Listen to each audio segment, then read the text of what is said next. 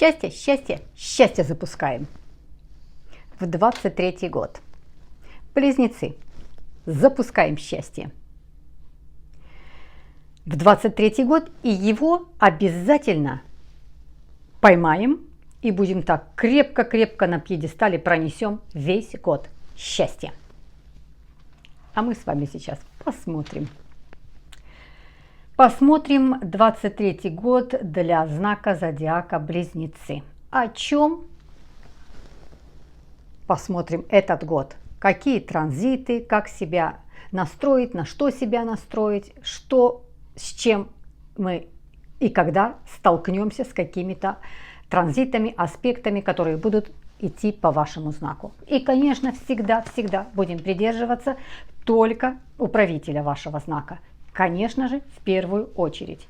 А управитель вашего знака – это легкий, воздушный бог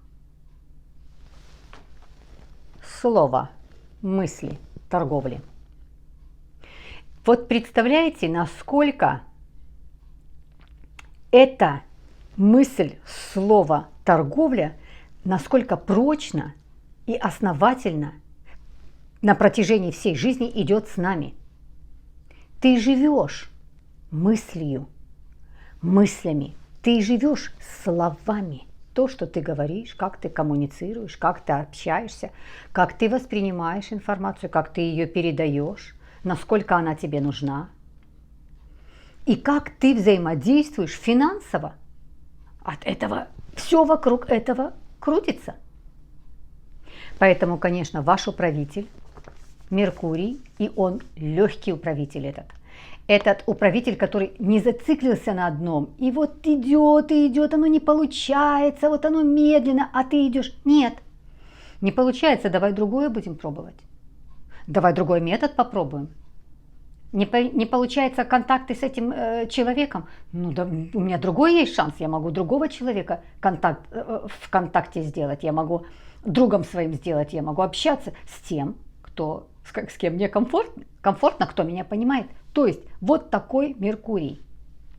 Безусловно, конечно, это те, кто рожден под знаком зодиака Близнецы, Солнце-Близнецы или асцендент в знаке зодиака Близнецы. Безусловно, это люди умные. Есть люди мудрые.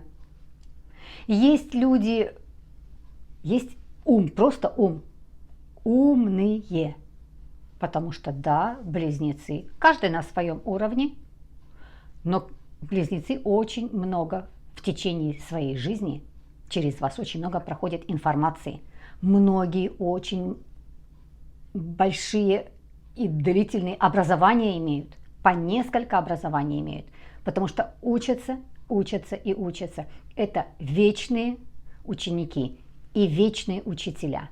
Вы можете рассказать, вы можете объяснить, вы можете преподавать, вы можете вещать со сцены, с трибуны.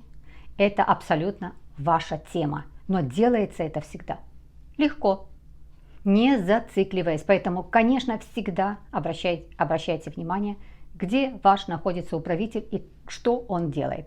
А ваш управитель в течение всего года начинается с ретроградности. Он будет в ретроградности в знаке зодиака Козерог. Это такая ретроградность качественная. Вот он начинается, год у вас, с качественного вашего Меркурия, который находится в ретроградном движении.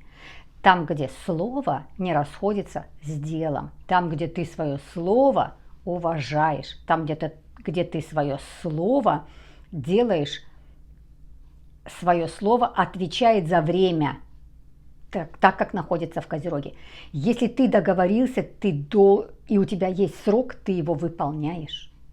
Если ты договорился к определенной дате, ты к ней сделаешь. Если ты в такое-то время договорился, ты выполняешь. То есть вот так начинается год.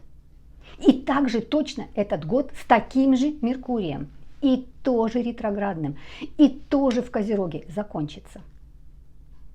Сразу эта позиция вашего Меркурия о чем говорит? Для вас будет год очень качественной информации, очень качественной коммуникации, очень продуманной, взвешенной, то, которое пройдет проверку временем, общением. Многие отсеятся, а многие и наоборот очень встретите своих единомышленников. Те, кто вас слышат, слушают и понимают. И даже сами близнецы немножко каким-то образом, как будто бы вы станете не посерьезней, хотя начинается в Козероге и заканчивается в Козероге Меркурий, а как будто как повзрослеете. Вот как-то что-то у вас расставится по приоритетам, то, что находится в информативном поле, то, что находится в голове, с мыслями, с общением, с коммуникацией, какое-то все начинает приобретать вот форму. Не кто-то с кем-то чего-то просто так на телефоне поболтали, пообщались, а это все немножечко ограничивается круг твоего общения, и этот круг очень качественный. Вот так Меркурий начинается с ретроградности. В Козероге год начинается с ретроградности Меркурия в Козероге, год заканчивается ретроградностью Меркурия в Козероге. И в течение года еще будут 2 ретроградности. Итак, 4 ретроградности в год. Это для Меркурия, так скажем, нормально. Это быстрая планета. 3 раза в год, иногда 4. Вот в 2023 году 4 раза сделает ретроградность. В июле месяце Меркурий будет находиться в прямом движении и будет делать транзит по знаку зодиака Лев и домой зайдет к Деве. Вот июль месяц вот такой транзит сделает, начинается в знаке зодиака Лев и делает потом в конце месяца, в середине месяца, во второй половине делает транзит домой к себе в знак зодиака Девы. И очень сильно насыщенный этот будет месяц для вас, так как Меркурий будет, во-первых, на прямом движении, энергия активная, свободная, информативная. И даже вот такой период вполне может быть и скандальный. Что-то ты разбираешься, что-то ты споришь, что-то ты с чем-то не согласен. И в то же время этот ваш Меркурий делает почти будет весь июнь, весь июль месяц почти каждый день будет делать аспектировать и к Урану, и к Юпитеру, и к Нептуну, и к Плутону, и к Лилит, и к Венере, и к узлам. Это будет наивысшее пребывание Меркурия всего этого года. Будет настолько информативно, настолько большие перемены вам сулит июль месяц. Кто-то решается на какие-то перемены в своей жизни, кто-то становится популярным и известным, кто-то становится очень значимым, большой на вас спрос, куда-то приглашают, где-то выступить, где-то преподавать, где-то на какую-то должность. То есть настолько активный будет июль месяц. И это даже такого характера, довольно-таки настойчивого, где-то проконтролируйте это. Мы туда дальше, конечно, ближе к этому аспекту будем говорить этот аспект, как он себя будет вести именно в течение этого месяца. Но он очень активный, даже где-то появляется агрессивность, даже где-то какая-то несогласный, не можете примириться с чем-то, но возникнет это ощущение. Следующее событие, которое будет держать вас в течение всего года, это, конечно же, Юпитер, который тоже находится в секторе, где много новых друзей.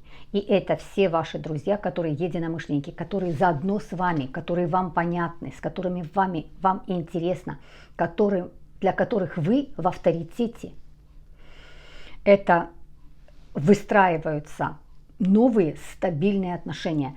Те близнецы, которые не в паре, у которых не получилось в прошлом году встретить своего человека, вот именно когда Юпитер сделает транзит, вы встретите отношения стабильные. Они не будут характера такого тревожности, непонятности, неопределенности. Они будут очень стабильные. Проблемы не возникают. Планы, проекты очень хорошо реализуются. Вы будете настолько заняты, вы увлечены, вам будет интересно. И эти пары будут создаваться с единомышленниками. Поэтому вы в теме, вы в работе, вы будете увлечены, вы будете заняты. Поэтому, конечно, этот союз будет очень стабильный, очень крепкий. Конечно, столкнетесь в этом году с философиями жизни. Каким-то, еще раз говорю, как будто вы станете вот не серьезней, нет, вы станете как будто старше или вот взрослым. Захочется философия жизни не по поверхности, а какую-то философию жизни, научиться этой философии жизни. Вот так приведет Юпитер. Юпитер – это мудрец, это не опыт. И Юпитер появляется у вас в секторе, где он мудрости раздает. А его мудрости – это философия жизни. Это философии жизни, которыми, да, вы захотите с ними столкнуться, разобрать, повнимательнее, поглубже войти в какие-то именно осознанность приходит.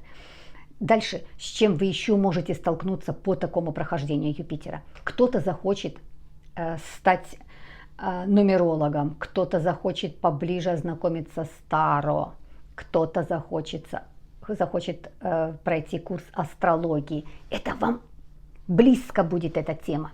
Вот немножечко как будто бы откуда-то потустороннее что-то узнать. То есть вот приблизиться к философии, чем-то еще наполнить себя, чем-то еще наполнить информативно себя.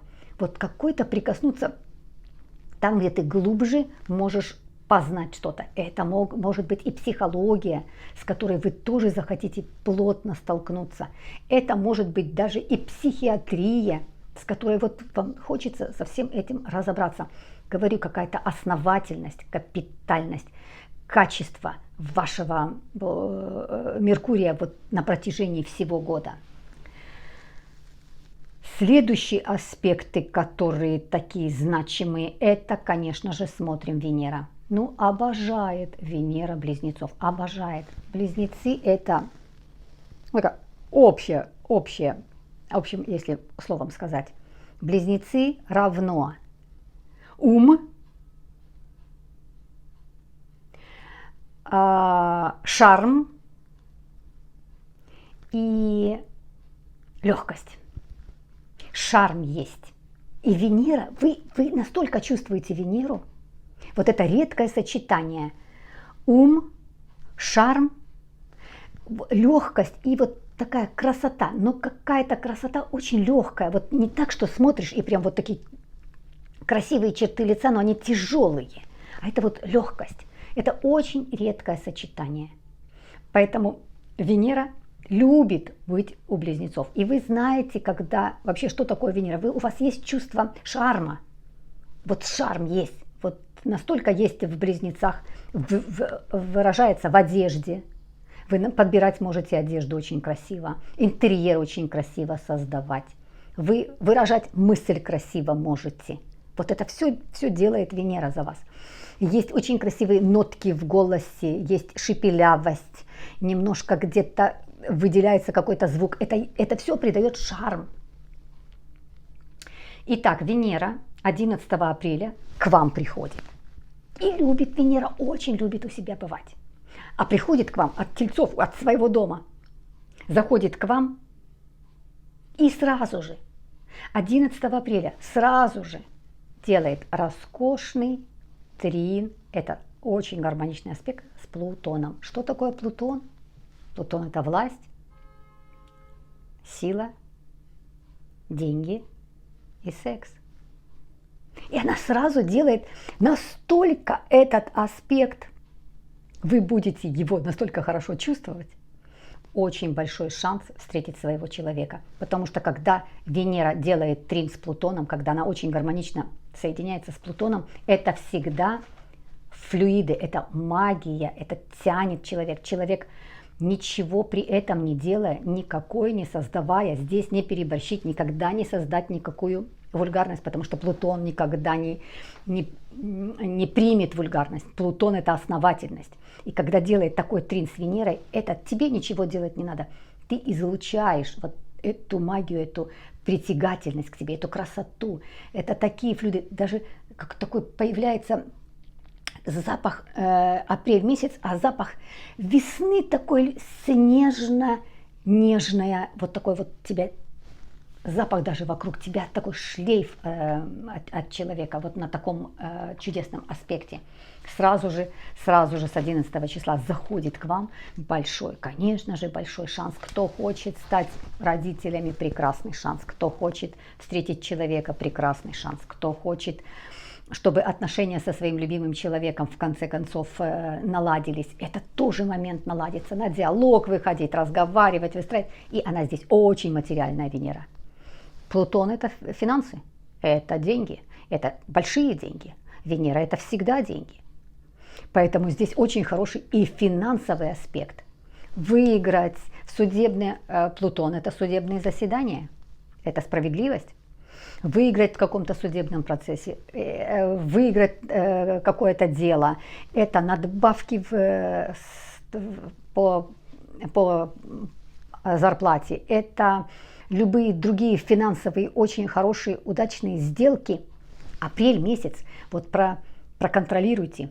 Апрель месяц очень хороший месяц будет для сделок, особенно недвижимости. Будем говорить ближе туда к аспекту. В апреле это очень сильный аспект для этого. И, конечно, еще раз, и романтика, и влюбленность, и все, что за этим следует, и что следует за Венерой и Плутоном. Дальше смотрим. 25 марта, до 25 марта Марс находится у вас. Потом Марс делает транзит к ракам, в рак, и в апреле заходит к вам Венера. Итак, смотрите, после 25-го и так у вас долго находился, 7 месяцев к тому времени будет находиться у вас Марс. Да, немножко прям вымотает вам, не нужно, у вас и так достаточно своей энергии. И у вас энергия легкая. Марс придет со своей энергией такой двойной, которая вам особо не нужна. Это огненная энергия. Где-то ты даже обостряешься, где-то ты подскандалил, где-то ты хочешь быстрее что-то продвинуть, где-то ты как-то ты себя ведешь этой ненужной энергией. Она вас уже к концу марта месяца, она уже вам, ну совсем, вы будете даже как будто освобождаться скорее, чтобы этот транзит был. И сделает транзит в знак зодиака Рака, но у вас тоже идет опять и снова идет по финансам и по партнерству. Близнецы, абсолютно ваш год для того, чтобы год романтики, год встретить своего человека и год пополнения. Это пополнение, партнерство, это встретить своего человека, встретить своего партнера. Это если у тебя есть какой-то бизнес, тебе нужен партнер, ты один не справляешься. Это также встречаешь своего партнера в бизнесе. Это финансы. То есть, конечно, чудесный, замечательный аспект. И Марс, вот тут его сила совершенно другого характера. Здесь энергия Марса совершенно другого характера. Когда он будет идти по знаку зодиака, от вас уйдет, пойдет знак зодиака Рак, оставит вам вот эту свою энергию и силу по сектору финансовому. Кармические узлы тоже в этом году, в 23-м, сделают ингрессию в ваш знак. И это будет знак, где вы захотите больше и больше освоить интернет-пространство, освоить онлайн-пространство. Вы больше и больше туда погружаетесь. Находите какие-то новые программы, что-то новое изучаете, больше погружаетесь в соцсети. Многие через эти соцсети о вас узнают, получаете именно через соцсети, получаете популярность, новые знакомства, а также вы можете через соцсети что-то преподавать, чему-то учить, что-то рассказывать. Любой разговорный жанр вы можете открывать свой канал, просто брать любое произведение и читать. Вот аудиокнигу читать или какой-то рассказ просто рассказывать. Это у вас может быть очень успешный канал. Пересказать какую-то историю из жизни, прочитать или пересказать книгу какую-то. Это просто великолепно. Все, что связано с речью, вы можете это в соцсети запускать, у вас очень хорошо получится. Следующее, что, конечно же, это все, что ты будешь планировать. Это даже не какие-то твои секреты или тайны, но все, что ты будешь планировать, все, что ты хочешь от 2023 года, держи в секрете. Потому что для вас год складывается очень успешно и очень удачно. Именно по Меркурию. Для вас 2023 год Меркурий будет, начинается, заканчивается, я вам уже говорила, качественно. И середина в июле месяце будет делать в двух знаках зодиака транзит и делать почти каждый день. Вот такая очень сильная активность будет в середине года. Поэтому, конечно, вас ждут большие изменения, большие преобразования, большие изменения личного характера, большие изменения в социальной среде. Поэтому ваши планы, ваши идеи, которые вы хотите, чтобы воплотились в 2023 году, держите в секрете, так как, конечно же, достаточно будет завистников, а у вас их достаточно бывает. Поэтому держи в секрете свои планы до тех пор, пока они не исполнятся. А когда они исполнятся, об этом все сами узнают. Не надо будет и рассказывать. Об этом все узнают сами. Ну что, мои хорошие, вот такой для вас год. Все равно плюс-минус в течение года. Ориентируйтесь на своего управителя. Ваш управитель Меркурий. 3 стержня, на котором держится каждый человек. 3 есть стержня, на котором держится твоя жизнь. И один из этих стержней – это Меркурий. Это мысль. И вы обладателями вот этого 3-го стержня, на котором у каждого из нас держится жизнь. Вот этот Меркурий. Поэтому, конечно, так как вы являетесь обладателями, вы всегда должны придерживаться и смотреть, где находится мой управитель и как он взаимодействует с другими планетами. Конечно же, будем в течение года подробно подходить к каждому аспекту, подробно его рассматривать. Ну что, мои хорошие, запускаем в 2023 год счастье, просто запускаем его и поймаем его не за хвостик, вот чуть-чуть что-то прям хорошо поймать его в руки, посадить его на пьедестал, дать ему, этому счастью, очень много мыслей. А счастье – это всегда позитивные мысли. Поэтому запускаем счастье. Все, кто со мной, все равно, несмотря ни на что, будет уверенный, спокойный, счастливый и много будет любви. Но слышу такие слова, вижу Розану. Конечно же, в 2023 год запускаем счастливый лайк. Спасибо за поддержку, спасибо за лайки. Обнимаю вас.